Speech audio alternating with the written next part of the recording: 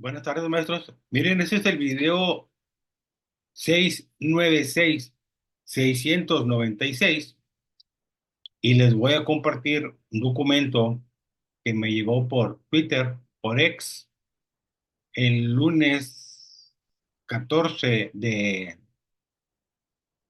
octubre.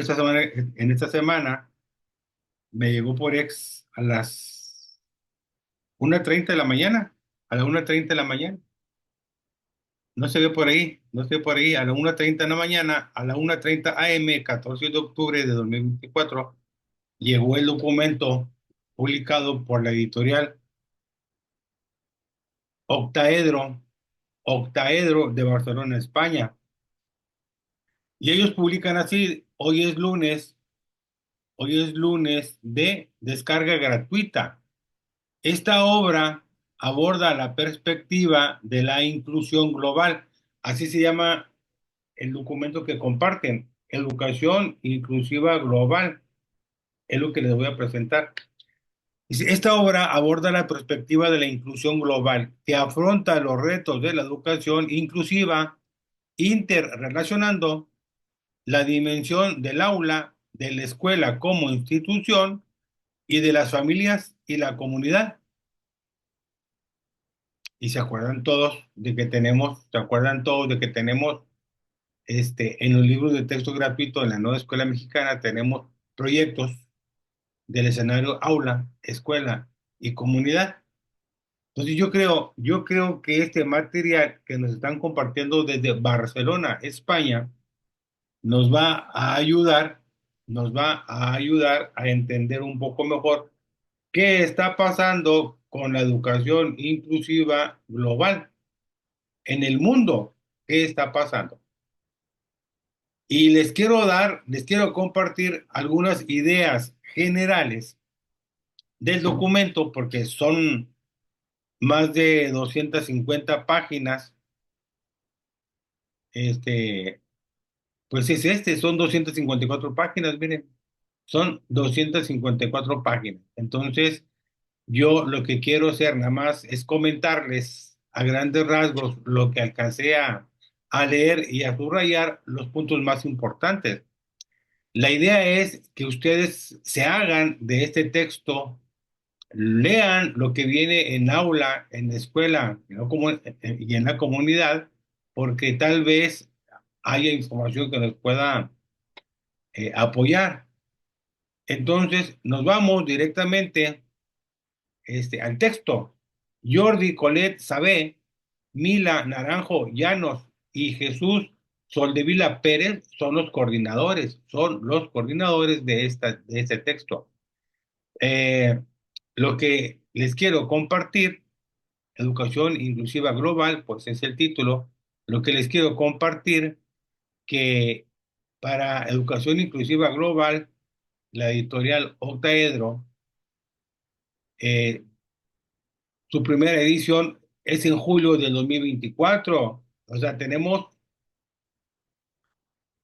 pues casi 3 meses de que acaba de salir esta obra y es lo más nuevo que hay a nivel internacional sobre la educación inclusiva. Para esta primera edición de julio de 2024, quien hace el prólogo es Mel Einsko. Quien hace el prólogo es Mel Einsko, que ya todos lo conocemos, o la mayoría de la gente lo conoce. Entonces, hay una sección introductoria, es una presentación sobre la educación inclusiva global desde el aula hasta las familias y la comunidad. ¿Les recuerda esto algo de los libros de texto gratuitos, de los proyectos en los escenarios aula, escuela y comunidad? Bueno, lean este documento porque es imposible leer las 254 páginas o comentarles todos en una sesión de menos de 40 minutos por Zoom. Entonces, bueno, aquí en el índice, bueno, el prólogo, vienen 8 experiencias de Mel Einstein, pero en el índice viene hablando sobre el agua, sobre el aula, que aprendizaje cooperativo para la cohesión, la inclusión y la equidad en la escuela y en el aula. En el aula, se habla de la evaluación inclusiva, la mejora curricular esencial para conseguir la equidad en el aula. Y en el aula se habla sobre el apoyo en el aula inclusiva. Yo creo que esta parte sobre el apoyo en el aula inclusiva, página 107, sería bueno darle una revisada. Sobre la escuela, los puntos importantes son estrategias para la mejora de las prácticas educativas en una dirección inclusiva, el asesoramiento colaborativo y la investigación participativa. Y el otro tema importante es profesores radicales que luchan por un sistema educativo socialmente más justo. Un homenaje a Cataluña. Bueno, aquí se refiere a los maestros que están convencidos sobre la educación inclusiva o sobre lograr sistemas educativos socialmente más justos. Y miren, por ejemplo, aquí en Familias y Comunidad nos habla de la educación inclusiva y familias, como paradojas, contradicciones y barreras. Nos habla de hacia una comunidad inclusiva o cómo sin el entorno no puede haber una inclusión real. Sin el entorno no puede haber una inclusión real. Y el otro tema, las voces del alumnado para una educación democrática e inclusiva. Y el otro tema, de familias y comunidad, educación inclusiva global, desafíos para el futuro. Y este tema, desafíos para el futuro, en la página 233 es lo que les he compartido y ahorita le vamos a dar una buena leída. Yo voy a retomar lo de la parte de la evaluación inclusiva en la página 83. Eso lo voy a retomar ahorita, página 83, y voy a retomar el punto 10 en las familias y comunidades en la página 233.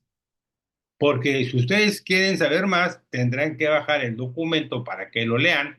Yo solamente resalté con amarillo los puntos más importantes y sí, nos vamos a la página 83 a ver qué dice sobre la evaluación, a ver qué dice sobre la evaluación inclusiva en el aula y luego nos vamos a ir hasta la página 233 con los desafíos para el futuro, los desafíos para el futuro. Por qué les quiero hablar sobre elaboración inclusiva en el aula como la mejora curricular esencial para conseguir la equidad en el aula? Porque déjenme decirles que si bien es cierto que todo el mundo está hablando de la evaluación formativa, en muchos países está el tema de la evaluación formativa. También es cierto que la evaluación de los logros, de los aprendizajes de los alumnos, fíjense, la evaluación o valoración de los logros de los aprendizajes o logros académicos de los alumnos, de todos los alumnos, pues ese es el último paso, ese es el último paso para que las escuelas sean verdaderamente inclusivas, para que las escuelas sean verdaderamente inclusivas. Eso lo dice Mel Ainscough en el 2019, septiembre de 2019, en Cali, Colombia. Yo tengo el documento oficial original en inglés y en español, de ese foro internacional sobre educación inclusiva. Y ahí participó Mel Ainscough 2 días, sí, en septiembre del 2019. Y entre otros puntos nos dice que para llegar a la inclusión educativa hay que cumplir con la permanencia, participación y con la evaluación de los logros académicos. Sí, pero para que una escuela sea inclusiva, lo importante es la aceptación de todos los alumnos, independientemente de cualquier condición que tengan. O sea, estamos hablando del acceso. Entonces, ya son 4 puntos importantes para que las escuelas sean inclusivas. Acceso, permanencia, toda la jornada escolar, toda la semana, todo el mes, todo el año, todo el nivel, si es preescolar 3 años, si es primaria 6 años y si es secundaria 3 años. Entonces es acceso, permanencia, participación, que nadie esté ahí sin hacer nada, sentados allá atrás como decían antes, de oyentes y sin estar inscritos y sin nada. No, el acceso, la permanencia, la participación y lo más importante, la valoración de sus logros, buscando siempre una evaluación justa, porque sin una evaluación justa no va a haber una educación inclusiva. Sin una evaluación justa no va a haber una educación inclusiva. Y ahorita me regreso a este punto porque aquí viene citado J. Murillo, que es el que publicó un documento hace años sobre la educación inclusiva. Entonces, bueno, aquí está. Entonces, tomo en cuenta la evaluación inclusiva, página 83, y luego me voy a la página 233, donde está, pues, vamos a ponernos para acá, donde no estorbemos, aquí a la mitad. Y luego nos vamos a la 83 sobre la evaluación inclusiva. Y aquí nos dice sobre la evaluación inclusiva, la mejora curricular esencial para conseguir la equidad en el aula. Dice, ¿qué deciden los docentes sobre la evaluación? ¿Qué deciden los docentes sobre la evaluación? Nos dice que la evaluación es uno de los elementos más complejos del proceso de enseñanza-aprendizaje y el que a menudo genera más controversia en su diseño y desarrollo.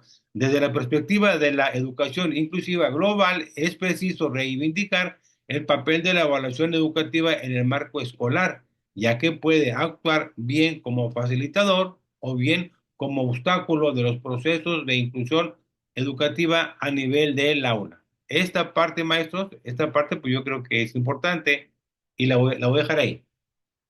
Eso es lo más importante del punto uno. Vámonos al punto dos. ¿Qué función de la evaluación se prioriza?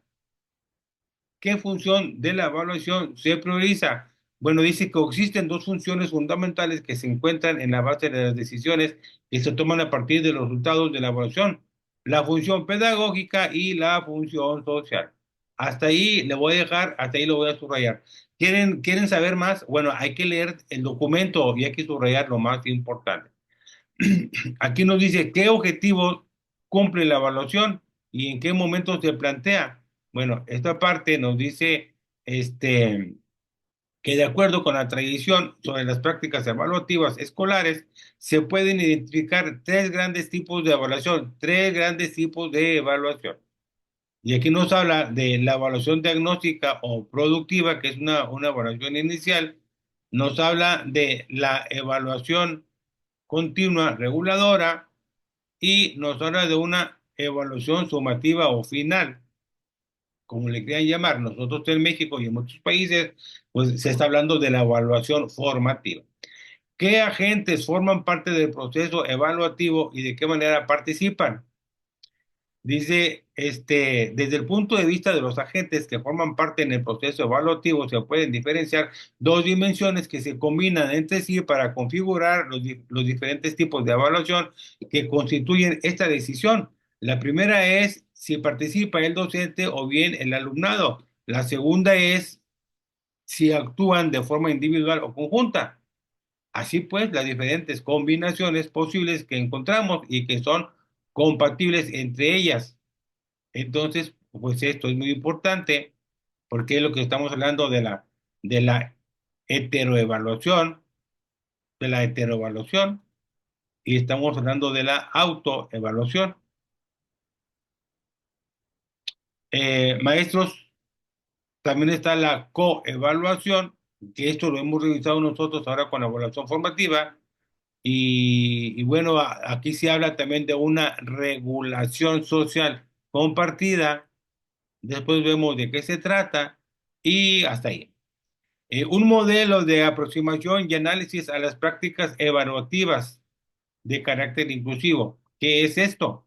Bueno, dice, como se ha comentado en el primer apartado, la evaluación es una práctica compleja que se extiende a lo largo de los procesos de enseñanza-aprendizaje y que puede mostrar muchas variaciones en su concreción en el aula. Entonces, hasta aquí, le subrayo, hay que leer todo ese punto, hay que leer todo ese punto de qué se trata. Maestros, vienen varias fuentes por ahí.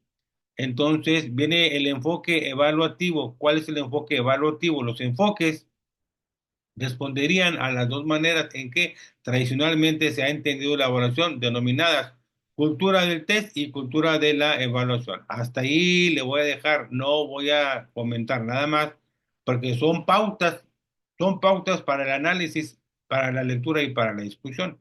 Programas de evaluación.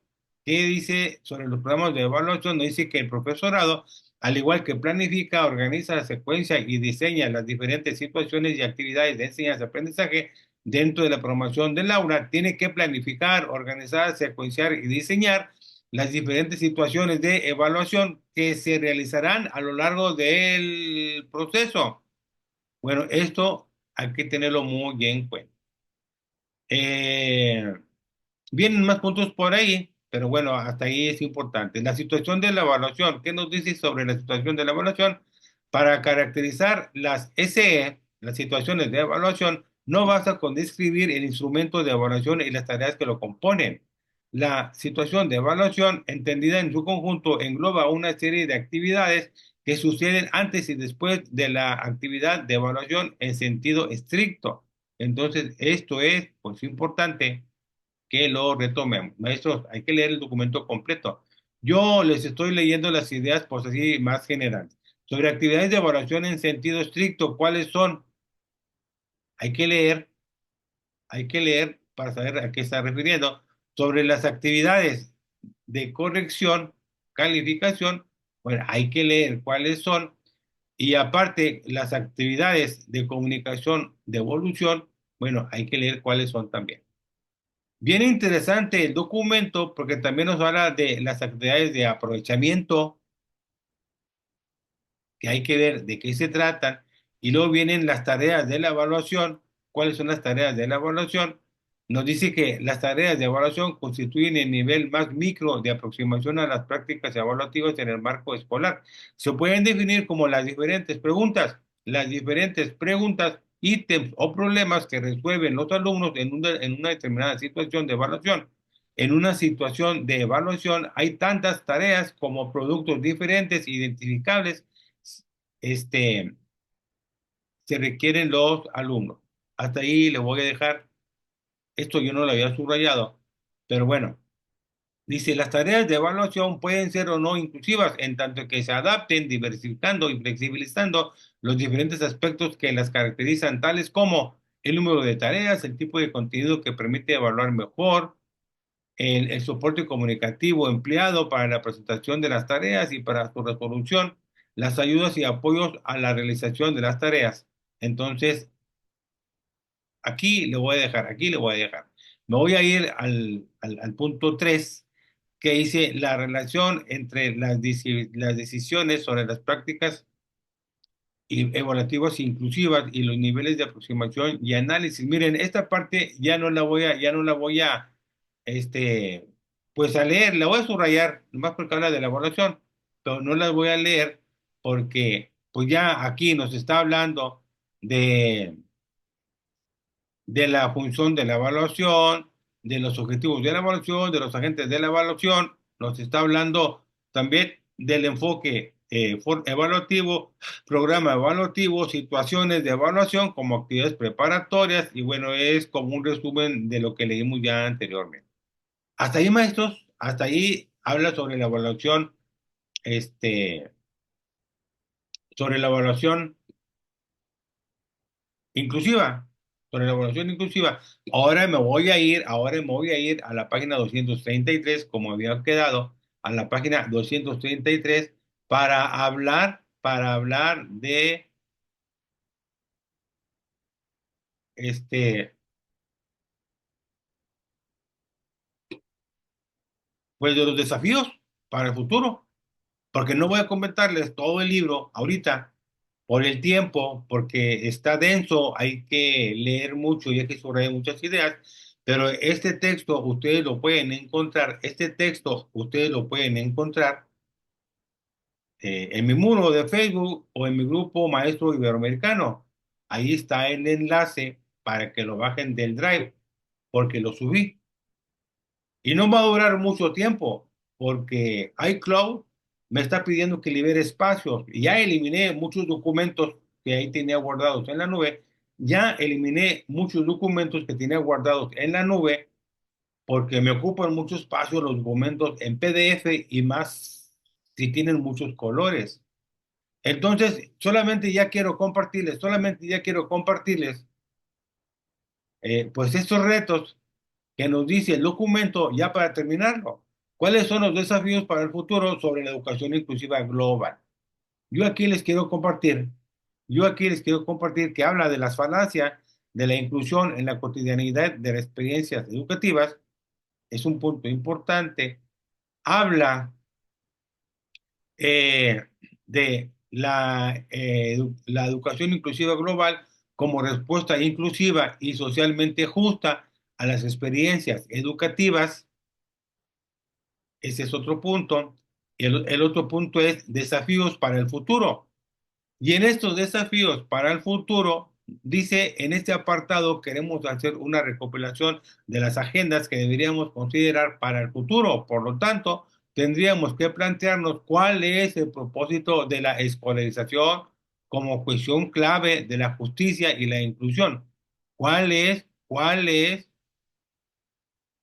el propósito de la escolarización como cuestión clave de la justicia social y la inclusión? Hay que leer ese documento, maestros, está interesante. Dice, en ese camino hacia la educación inclusiva y la justicia social, como sugieren Javier Murillo y Duc, creo que es Ana Duc, como sugieren ellos dos, en ese camino hacia la educación inclusiva y la justicia social, busquen a Murillo y creo que es Ana Duc, búsquenlos en Twitter o en X y van a encontrar muchos documentos de ellos. Seguimos necesitando a Freire. En ese camino hacia la educación inclusiva y la justicia social, seguimos necesitando a Freire, a Pablo Freire. Pablo Freire sigue siendo nombrado en muchos documentos a nivel internacional. La esperanza crítica que proponía considerar la educación como política y poner énfasis en las personas oprimidas. Pablo Freire decía que él, más que ser pedagogo, era político.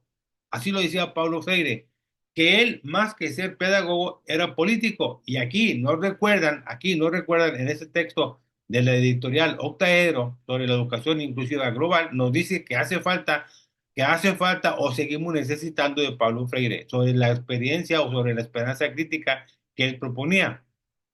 Y era que hay que considerar a la educación como política y poner énfasis en las personas oprimidas. Y la pregunta es, ¿en qué tipo de mundo queremos vivir? La educación inclusiva global, queremos proponer agendas compartidas por investigadores, profesionales educativos, políticos, familias y comunidades de retos políticos, educativos y de investigación que organizamos a partir de 6 focos. Y aquí vienen los 6 focos, maestros, aquí vienen los 6 focos. Son como 6 puntos importantes, son como 6 puntos importantes que los países, los sistemas educativos nacionales deberían de ponerles atención. Este es el video 696 y le voy a agregar ahí la cita de Pablo Freire, en la que nos recuerdan ellos, porque Pablo Freire decía en algunos de sus libros o de sus entrevistas con Rosa María Torres, él decía que más pedagogo, él era político y los maestros también deben ser más que pedagogos, pues deben de ser también más políticos, porque no se puede desprender una cosa de la otra, no se puede desprender una cosa de la otra. Vamos a ver esos puntos que nos señala el documento. Ya para terminar esto, bueno, nos dice 6 focos, 6 focos. Hay que ponerles atención. A la inclusión y la justicia social no pueden ser cosas solo de los profesores radicales, de quienes tienen un familiar con discapacidad, de quien carece de recursos económicos, de quien está maltratado, de quien tiene un determinado color de piel o religión, o de las personas empáticas. La inclusión y justicia social no puede ser cosa solo de esos profesores radicales. No. Otro. Dos. es clave la identificación, visibilización, análisis, cuestionamientos y co-construcción de alternativas concretas y precisas contra todas las segregaciones escolares basadas en las dobles o triples redes escolares, actividades extraescolares, etcétera, estructuradas a partir de criterios de exclusión, de clase social, de género, de etnia, de discapacidad, de territorio, etcétera.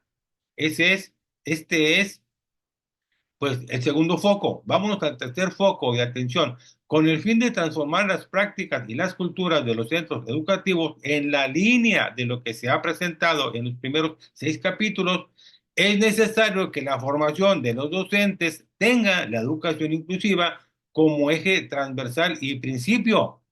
Repito, con el fin de transformar las prácticas y las culturas de los centros educativos en la línea de lo que se ha presentado en los primeros 6 capítulos, es necesario que la formación de los docentes tenga la educación inclusiva como eje transversal y principal. ¿Saben qué? Viene la segunda sesión ordinaria del Consejo Técnico Escolar. En esa segunda sesión ordinaria, en la cuarta, en la sexta y en la octava, vienen temas libres. Y nos dan una serie de 10 temas libres para que cada escuela escoja uno,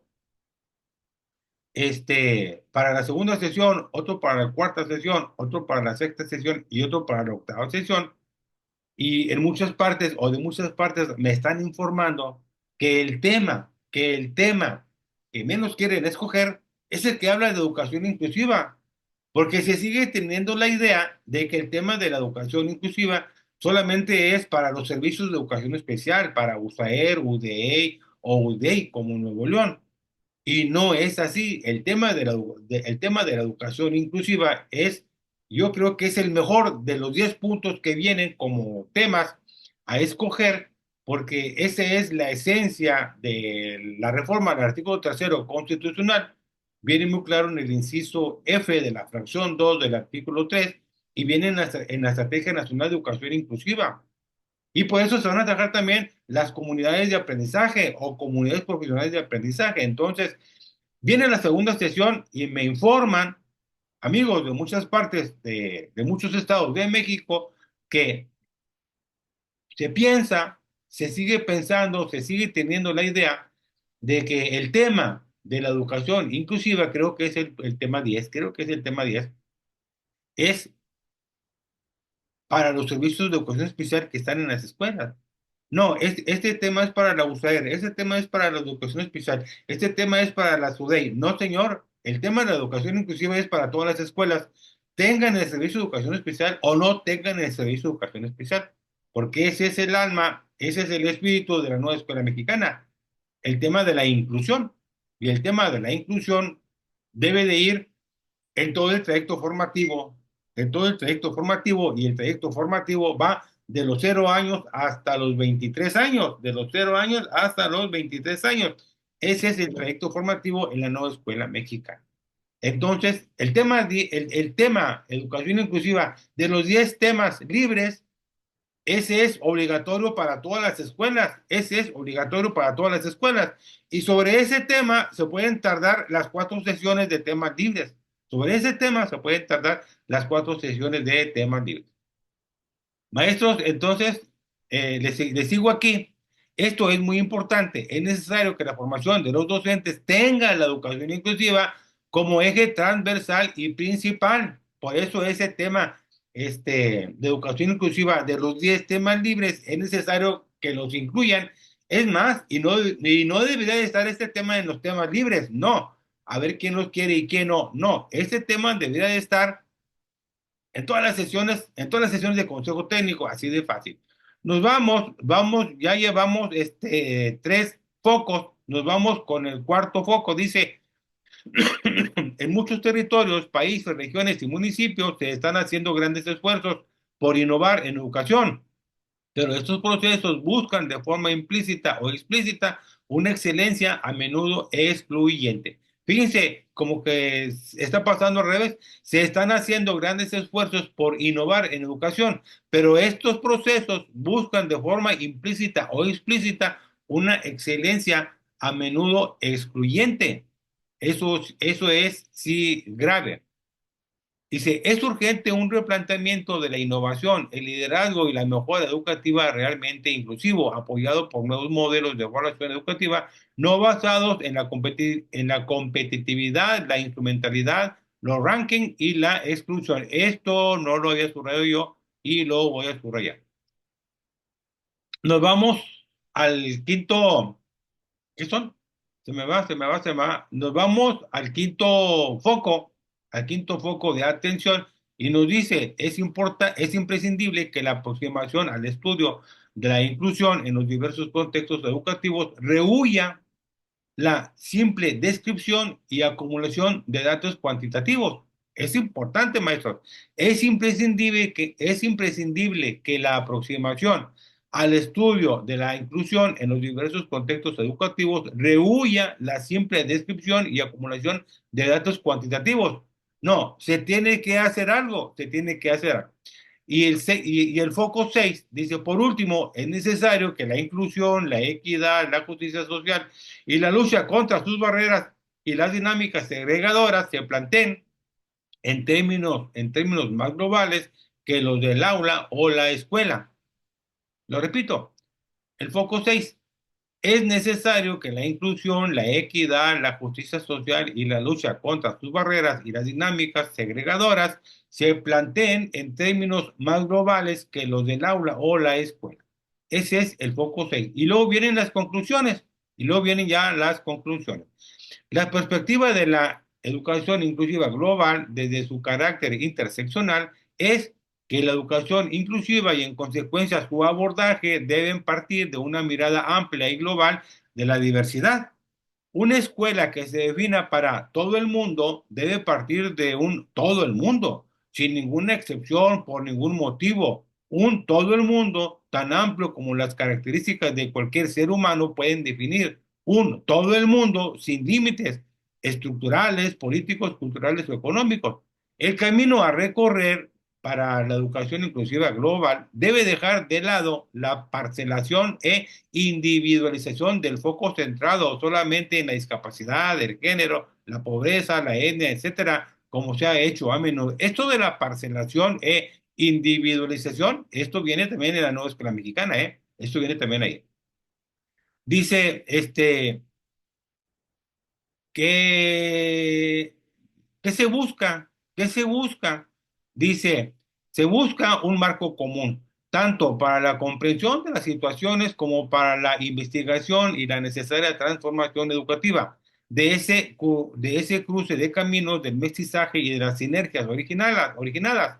Tal vez sería razonable esperar un impulso más fuerte y claro contra las potentes fuerzas de la injusticia y la inequidad educativa y sus devastadores efectos sobre el derecho, de sus devastadores efectos sobre el derecho de todos los niños y niñas a una educación, simplemente de calidad, a secas, sin más adjetivos, pero en efecto de calidad.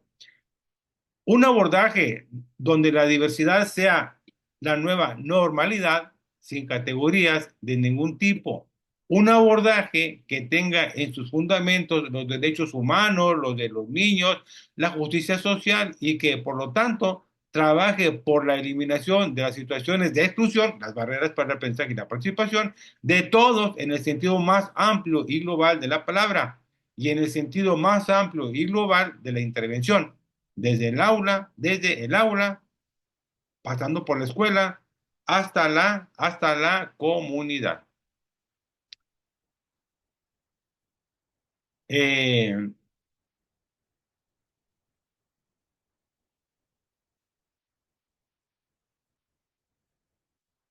Maestros, pues esto es, esto es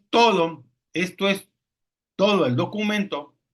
Los invito a que vayan a mi muro de Facebook o a mi grupo Maestro Iberoamericano. También lo tengo en Twitter, en mi muro de Twitter. También está compartido. Lo he compartido a otros estados que me lo han pedido el documento en PDF. Algunos se han metido a mi Drive y lo han bajado, a otros se los he compartido por WhatsApp. Hubo alguien que me lo pidió por correo, se lo envié por correo. Y bueno, está este documento, él está calientito, es de julio de 2024, es lo más nuevo que hay. El prólogo es de Mel Ansco. Lean el prólogo y lean sus 8 experiencias. Lean el prólogo y lean sus 8 experiencias porque está interesante, está interesante. El tema de la educación inclusiva como uno de los 10 temas libres para las sesiones 2, 4, 6 y 8 de consejos técnicos escolares no es exclusivamente para educación especial, para el personal de las USAER, de las UDEI o de las UDEI de Nuevo León. Ese tema es para todas las escuelas. No debería estar entre los temas libres. No debería estar entre los temas libres porque la educación inclusiva es el alma, es el espíritu de la nueva escuela mexicana, de la reforma del artículo tercero de la Constitución.